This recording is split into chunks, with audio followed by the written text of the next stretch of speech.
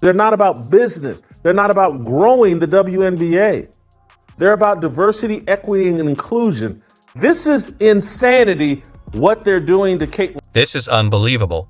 Nike has paused all Caitlin Clark promotions indefinitely, effectively sidelining her over Wilson's complaints. He lucked into the marketing chance of a generation, and they're using that to advertise old product. Why is it happening this way? Now here's the money. Based on conversations with people in the know, it indeed has something to do with the WNBA MVP and Nike athlete, jaWilson. Asia will be Spot on. jaWilson is now getting all the promotion from Nike, while Caitlin Clark is left in the dark. After Wilson's MVP win, Nike chose not to back Clark amid the ongoing controversy. Wilson, 28 years old, 1,000 points in the regular season. Why is that not the biggest story out at the moment? Exactly. Why are we talking about Caitlin Clark? Exactly. Why when Asia was releasing a shoe, were we talking about Caitlin? Nike thinks jaWilson will stir up less controversy, despite the fact it's obvious she won't generate the same sales as Caitlin Clark. first NBA playoffs, first NBA season, and she's wearing Kobe Bryant shoes. They don't even have a shoe for her. And it may not be till 2026, 2027. Nike was nimble enough and had enough vision to see that, hey, let's get LeBron's shoe out here. This guy's going to be a big deal. They can't do this for... This deal was supposed to be a game changer for Clark, but backlash from analysts and fans pushed her to the sidelines. It's almost like Nike isn't interested in making money this year. Clark's going to help it change for the better. All of a sudden, we gonna see jaWilson. She may get some more shine because she's that girl. Diana Taurasi gonna get more shine because we know what she brings to the table. Ionescu, she's gonna get more shine. Others, black, white, everything in between. It's about the ladies, now more so than ever before. jaWilson's complaints have catapulted her to the top at Nike. She's now being promoted everywhere, with rumors swirling that she might even get her own signature shoe. The WNBA playoffs are over. You wonder why they sat and watched her get stabbed in the eye by Dejanay Carrington and did nothing? They want her out of the playoffs. They think they're going to use these playoffs to build up a 6'5" Amazon woman, jaWilson, into the biggest star in sports. It ain't happening. Caitlin Clark is quickly rising to stardom, building a massive fan base in no time, even drawing in people who've never watched women's basketball before. Her impact goes beyond her stats. She's breathed new life into the sport, becoming one of the most electrifying players to watch. Wonder if Caitlin, in every post-game press conference, she came out and talked about the kind of hateful comments that she was getting. If she came out and told everybody the reason why she has personal security that goes with her every single place, it's a lot. And so it's not just Caitlin Clark fans or Indiana Fever fans. It is not all going in one direction. Caitlin Clark, hailed as the future of the WNBA, has brought an unmatched level of excitement and viewership to women's basketball. Yet despite her meteoric rise and widespread appeal, Nike remains focused on jaWilson, leaving Clark in the shadows. Many expected Clark to become a key face for the brand, but her absence from Nike's promotions is striking. It seems the company is hesitant to fully embrace her as a leading star, holding back from giving this rising talent the spotlight she deserves. Somebody coming along and elevating the sport shine ultimately benefits you. Go out there, compete with her, try to bust her up if you want to, and all of that stuff. Just don't hate on the acclaim. This decision has ignited speculation and frustration among fans and analysts. Adding to the controversy are rumors that Nike has rejected the idea of giving Clark her own signature shoe line, a move many argue is overdue, given her marketability and the buzz surrounding her WNBA debut. The question lingers: why is this happening? That's exactly what I'm saying, because I think it makes a mockery of the women's game. If the focus on, now we just have to have people because of marketing and their attention, and they're not as talented, and we're not putting the best team out. You hit the nail on the head. It undermines the women's game when the focus shifts from talent to marketing. One theory suggests that Nike is wary of promoting Clark too aggressively to avoid overshadowing their current lead ambassador, jaWilson. As the reigning MVP and a dominant player, Wilson has been Nike's primary WNBA athlete. Some believe that highlighting Clark, who is rapidly gaining star status, could create tension and make Wilson feel sidelined. I've just been aware of this dynamic for some time and remains firmly in her top position. Noise that I don't really listen to, honestly, because I'm in season. I have other things that we need to worry about than what other people have. It's common for brands to protect their lead athletes, especially when they've been the face of the brand for some time. In this instance, Nike may be playing it safe by sticking with Wilson as their primary representative to sidestep potential tensions that could arise from promoting a new star like Clark. However, this cautious strategy could be limiting Nike's ability to leverage Clark's burgeoning marketability. Caitlin Clark is currently the biggest draw in women's basketball.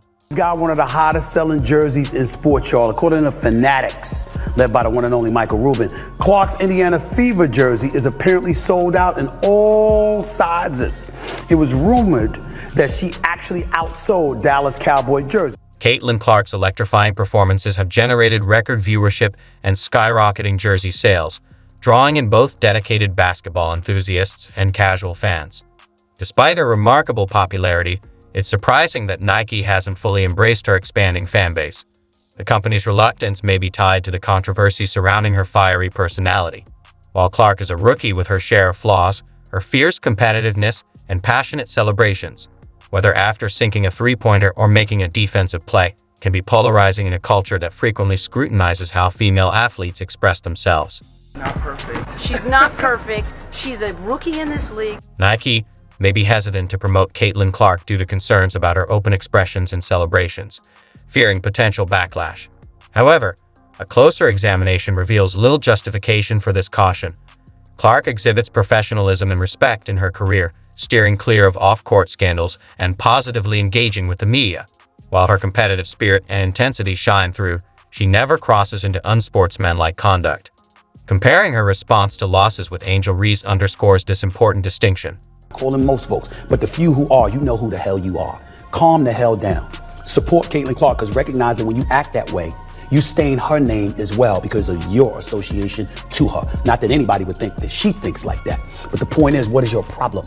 I believe her competitive nature should be seen as a testament to her work ethic and desire to excel, qualities that are usually celebrated in athletes.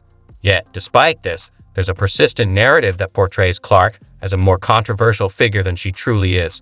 3 quarters, we were really good. I just felt like we didn't execute. It just felt like we kind of let them take them.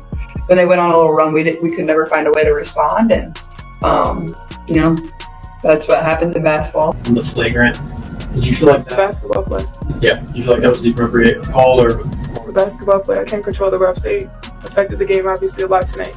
So this clip gonna get out somewhere. I know. Sure. This isn't the first time Clark has been overlooked. Throughout her ascent to stardom, it often seems she's been passed over for major endorsement deals and mainstream media coverage. Despite her undeniable talent, marketability, and consistent on-court excellence, there always seems to be a reason to keep her out of the spotlight when it comes to significant sponsorships. This approach not only feels unjust to Clark, but also represents a huge missed opportunity for brands like Nike, which could capitalize on the excitement she brings. Clark embodies the future of women's basketball, and continuing to overlook her contributions only undermines her profound impact on the game. Angry Yas Queen feminists saying, don't do that for that white girl until you make this 6'5" black woman more popular than the white. Clark's statistics alone underscore why she deserves more recognition in her rookie season. She has already positioned herself as arguably the second best player in the WNBA, just behind jaWilson. How will the ratings look after Caitlin Clark put up 1.84 million viewers all by herself on ABC, being the largest watched WNBA game on an NFL football Sunday? How will a non-Caitlin Clark evening perform? Now, the non-Caitlin Clark games on Sunday, they didn't perform too well. The Seattle Storm versus Las Vegas Aces, 461,000. Can you imagine going from being virtually unknown to a star in such a brief period? Versus the New York Liberty, 410,000. The Phoenix Mercury versus the Minnesota Lynx, 403,000. So to be fair, it wasn't looking like the numbers were going to be too impressive. But here's the concerning issue. Without Clark, the WNBA could be facing empty arenas and disappointing television ratings. It feels like the excitement has faded and everyone has left the party, raising the question of whether the league is leaning too heavily on one player. What if that reliance backfires? Stick around as we delve into why this matters for women's basketball. Remember when the Indiana Fever was just another name in the league? Now, they're in the playoff race, and it's all thanks to her.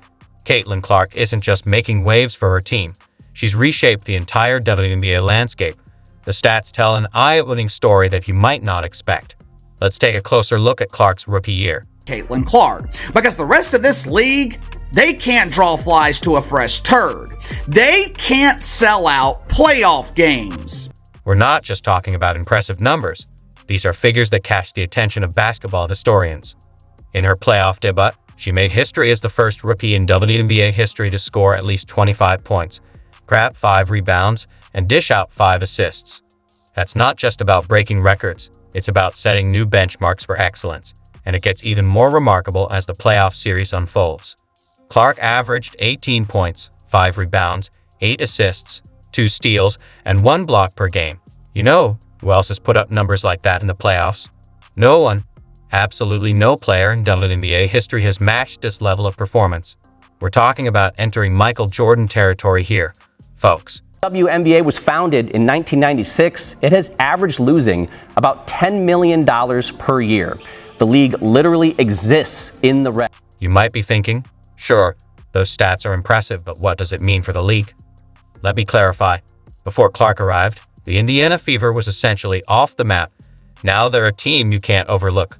Clark didn't just enhance their performance, she transformed them into serious contenders in no time. Caitlin's greatness. She has been incredible. She has had a phenomenal rookie season and done things we may never see again. But her impact goes beyond just the games. Clark's influence extends far beyond the court. We're witnessing record numbers of fans tuning in to watch WNBA games. And guess who they're eager to see? That's right, Caitlin Clark. Most points by a point guard in a season in WNBA history. Most double-doubles by a rookie guard in WNBA history. Most points by a rookie in WNBA history. Most assists by a rookie in the history of the WNBA. First WNBA rookie to record 2 triple-doubles. First triple-double by a rookie in WNBA history. First triple-double in Fever history. The first player to be named WNBA Player of the Month and Rookie of the Month in the same month. First player in WNBA history with 20 or more points, 15 or more assists, and 5 or more rebounds in a game. And, oh, wait, there's a second board. She won Rookie of the Month 4 times, Eastern Conference Player of the Week 3 times. She set a single-season record for assists. The list goes on. Single-season rookie record for assists. That makes sense. Single-season rookie record for three-pointers. Single-game record for assists, 19. She also became, oh, wait a minute, there's more. Franchise record for most double-doubles, three-pointers. Career 10 or more assists in a game. How about that? Franchise record for most career 10 or more assists in a game. Fastest WNBA player to reach 100 three-pointers. She did it in 34 games. Most assists by a rookie in a WNBA All-Star game, for which she received the most fan votes ever. 700,000 of those. Fastest player to reach 350 points and 150 assists to start a season, regardless of years in the league.